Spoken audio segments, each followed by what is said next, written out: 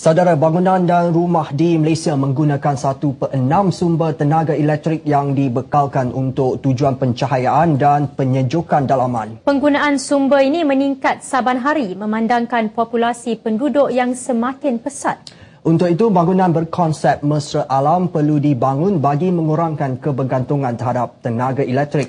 Wartawan Kamal Firmansyah Kamaluddin meninjau projek terbaru ini.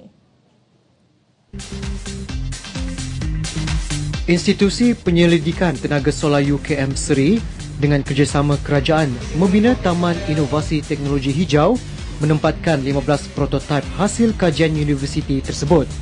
Antaranya rumah tenaga ultra rendah yang menerapkan ciri-ciri rumah hijau.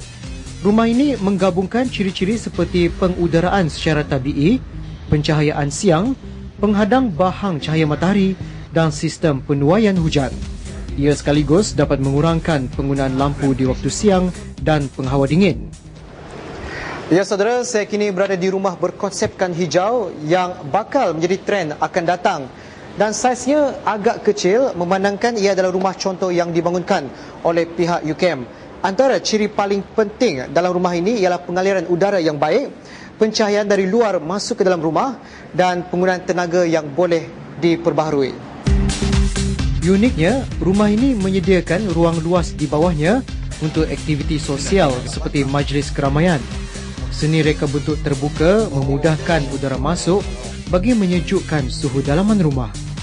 Ia disokong dengan binaan menara pengudaraan secara induksi angin di tingkat atas rumah itu.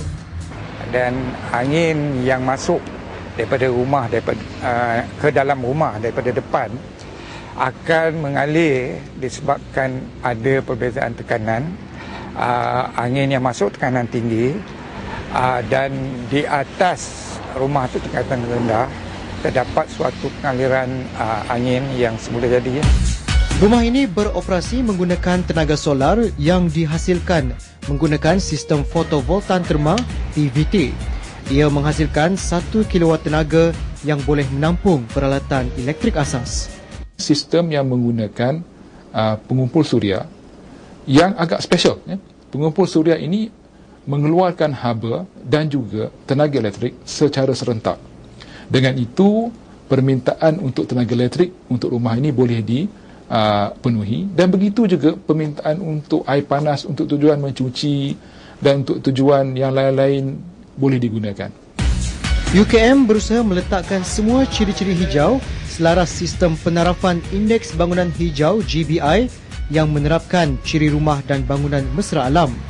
Insentif galakan turut diberikan kerajaan bagi meningkatkan dan menggalakkan penggunaan teknologi hijau dalam industri pembinaan dan perumahan negara ini. Melalui insentif yang ditawarkan, kerajaan berharap lebih banyak pemaju perumahan cenderung membina rumah berkonsep mesra alam dan lestari di masa depan.